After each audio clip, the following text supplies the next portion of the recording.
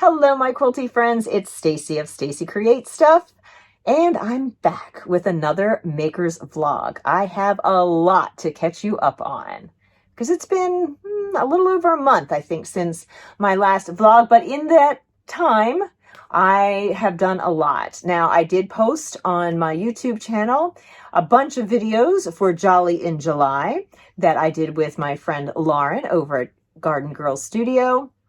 We had sewing projects, embroidery projects, paper crafting projects, decorating projects, all with the holiday spirit, including this little quilt here. So when I put up the video on how to make this quilt, I did not have it quilted yet. So since then, I quilted it on my long arm that I dusted off after having not used it in like 10 or 12 years. So that's been an exciting adventure. I am planning to rehome that one. And well, I'll save the other news for another time. But I thought I would catch you up on the shop hop. So the All Mid-Atlantic Shop Hop is ongoing. It is the month of July and August. So if this is the first that you are hearing about it and you live near enough to Maryland, Delaware, New Jersey, Pennsylvania, Virginia, and or West Virginia, well, that's what it covers. There's 96 shops in the entire shop hop, but you do not have to visit them all. If you do, however, there are some awesome prizes that you will be eligible for in that drawing. But you can complete a region. They've broken the 96 shops into anywhere from 10 to 13 shop regions. And I did complete this past week the region that I'm in, which is the East Central region. So that was exciting. I also hit a few shops outside of my region while I was shop hopping around with the in-region shops, so that was a lot of fun. And I'm going to show you some of my haul. Here is the first part of the haul from my shop hop trip. Unfortunately, I don't really remember where I got everything. Some things I do, some things I don't, so I'm just going to give you an overview. I seem to really decide that wool felt was in my future with the project, and also, of course, a lot of stitching, so I loved that. And I love these pink fabrics that were in the surprise bag. And then I just got various notions, and then I will show you some more of the fabric that I got. I have a few little fat quarters up there, in addition to those fabulous surprise pink ones. And here is some of my fabric haul. I usually went with a yard.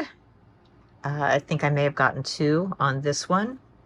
And I did get a cool ruler that I'm anxious to try out. A little piece of shop hop fabric, some bobbins for my Bernina. And then these 2 panels, one is of a peacock. It's just gorgeous, and it continues on. And this one is a 3-part panel. It says hope on this side. The other part of the width says love, and there are 2 hearts that are also in there. I don't think I can get the whole thing in. There we go. And so I'm going to embroider these. So I'm excited about that. And this is linen. So I'm very excited about that. 2 pieces of fabric I forgot to show because they were in a different bag are these cute little computer prints. So these are going to make some great little, like small pencil type cases for my husband to keep his electronic stuff in that he has to haul back and forth to work. But I've been doing a lot more besides shop hopping. Since my last vlog, I was probably in the midst of sewing the Tilda whale quilt. Well, that is complete. Sent it off to a Long Armor. Hadn't cleared mine off yet. And got it back, found it, and it is in the quilt shop where I work, Vintage Pink and Green. hanging up on display, and we have kits available for that. So I did that quilt. I designed, made, quilted on my domestic machine a quilt called Under the Stormy Sea, which looks like this. And we had kits in the shop, and unfortunately we are completely sold out and we cannot get any more fabric. I know. However, I do have the pattern available in my Etsy store, both digital and also in a printed version. And there will be links in the descriptions below. Also to Vintage Pink and Green, because I do have the Tilda kit available, as well as a new kit. This is another quilt that I designed and made and quilted on my long arm. This was my practice, having not long armed in a while. And that quilt is called Ribbon Weave. And this is what that looks like. Kits are available for this, and they are limited. And once the kits are out, well, we'll see if we can get more fabric. But once we can no longer get fabric, then the pattern will be available in my Etsy shop. And what's next, you may be asking? Well, I've already started another quilt. Do you want a sneak peek? Pieces. I only have a few pieces, but we have this. We have this. These go together. Well, it's a fall-themed quilt. And it's a fun, simple one to make. And, you know, one of my favorite things about designing quilts is I like to create them where the quilter has some say in how the final thing looks. So this is one where you have a certain amount of fabrics and you cut them a certain way, and then you can kind of leave it to chance. You can plan it out.